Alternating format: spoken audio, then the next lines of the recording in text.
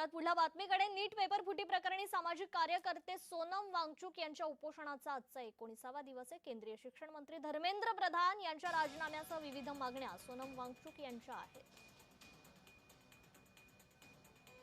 या संदर्भातच प्रतिक्रिया देण्यासाठी आपल्यासोबत सामाजिक कार्यकर्त्या अंजली दमानिया जोडल्या गेलेल्या आहेत. अंजलीताई, तुमचं स्वागत आहे जय महाराष्ट्रमध्ये. अंजलीताई, खरं तर सोनम वांगचुक यांच्या उपोषणाचा आजचा हा 19वा दिवस आहे. अनेक मागण्या त्यांच्या विद्यार्थ्यांप्रती असतील आणि हे उपोषण सुरू आहे.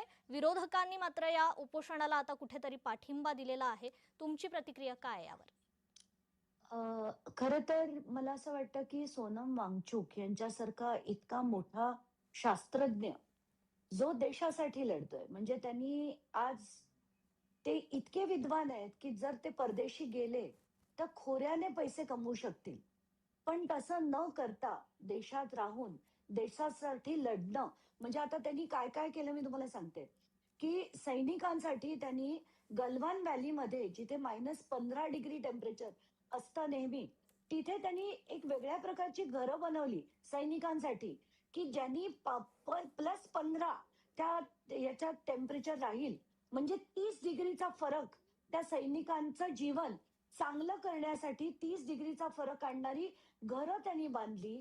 त्यांनी इतर म्हणजे तिथल्या ऑक्सिजन वाढण्यासाठी अनेक उपक्रम केले, तिथल्या पर्यावरणासाठी लढले, शिक्षणासाठी म्हणजे शैक्षणासाठी तर प्रचंड मोठ्या प्रमाणात त्यांनी काम केलं. असा व्यक्ती जो देशासाठी त्याचं आयुष्य घालवतो, त्यांनीच नाही त्याच्या वडिलांनी सुद्धा, तर अशा व्यक्तीला 18 दिवस तुम्ही विचारलं नाहीत.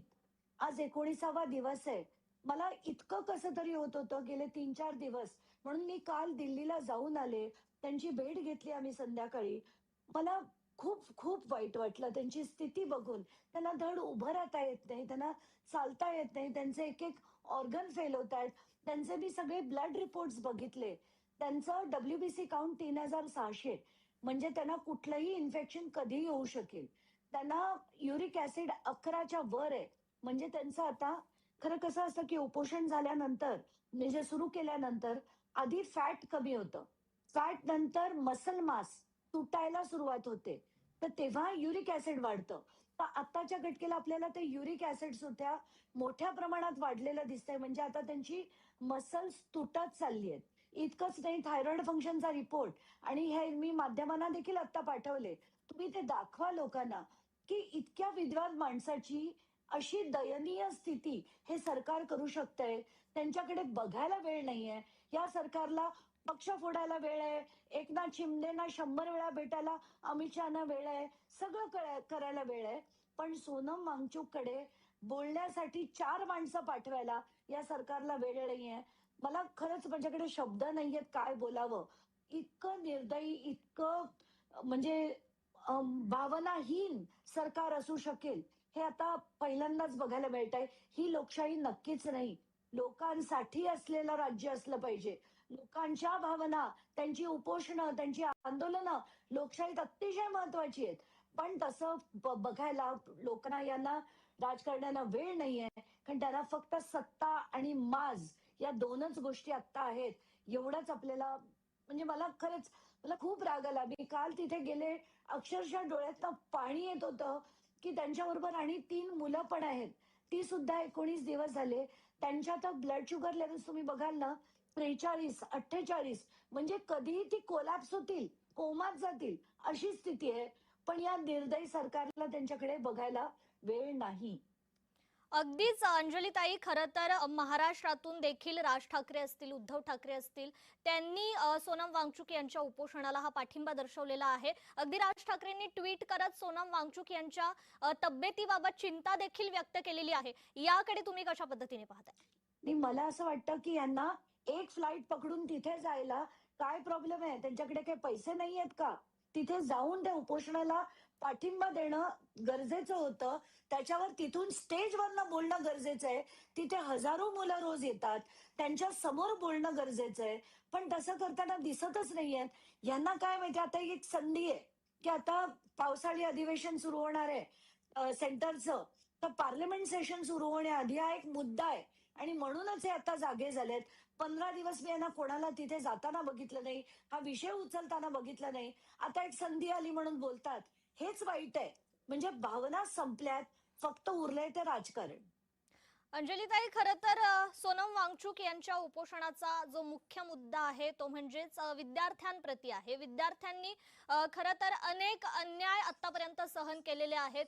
मग ते टीईटी पेपर फुटी प्रकरण असू, नीट पेपर असो, सरकार आता याबद्दल दखल का घेत नाहीये? कारण का अगदीच 19 दिवस झालेले आहेत या उपोषणाला. सोनम वांगचुक यांची तब्येत आता दयनीय होत चालली आहे. सरकार का दखल घेत नाहीये, तुम्हाला का वाटतंय असं?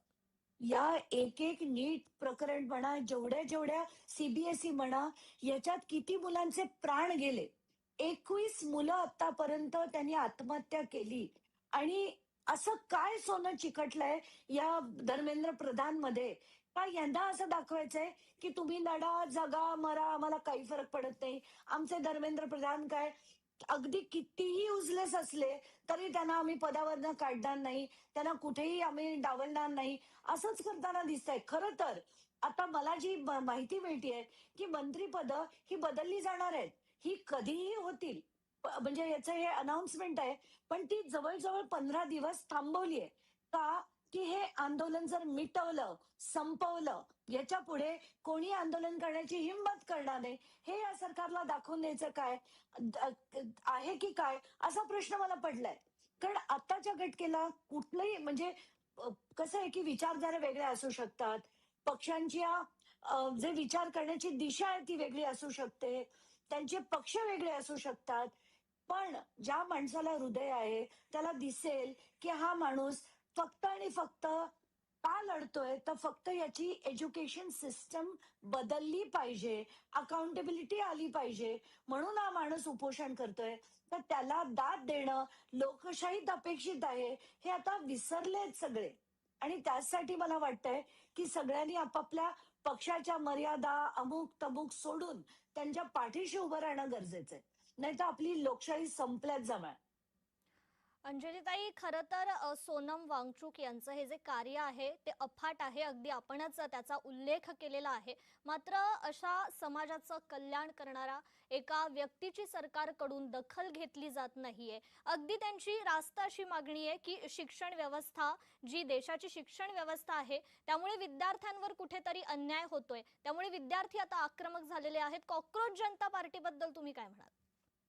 मी पहिल्यांदीच म्हणजे अभिजित दिपके हा माझ्याबरोबर आधी आम आदमी पक्षात होता. पण जसं मी आम आदमी पक्ष सोडला, तसा त्यांनीही सोडला होता.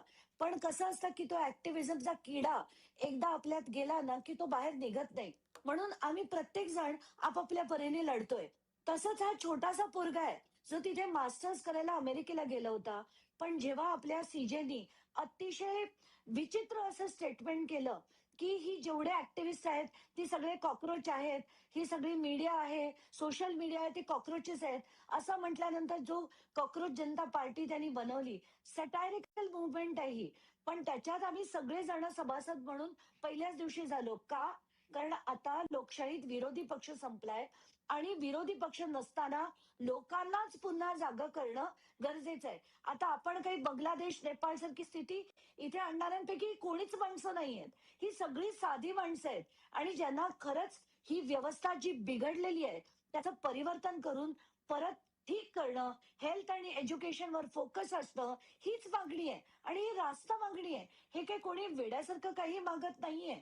पण आता हे सोनम वांगचुक स्वतः मी लेह लडाखला जाऊन आली आहे. त्यांचं तिथे असलेलं जी शाळा आहे, अशी एकही शाळा महाराष्ट्रात नव्हती. म्हणजे आता आणि मुद्दा मला म्हणायचा आहे, कारण एक व्यक्ती आहेत वारे सर नावाचे, ज्यांनी पुण्यात असे प्रकार केलेत. ते वांगचुक ही जी चांगली माणसं आहेत ना, यांना आपण डोक्यावर घेतलं पाहिजे. त्यांची जी मंडळी आहेत, अशा शाळा सगळ्या देशभरात झाल्या पाहिजेत. तसं न करता तुम्ही त्यांना देशद्रोही म्हणता, त्यांच्या उपोषणाला दखल घेत नाही.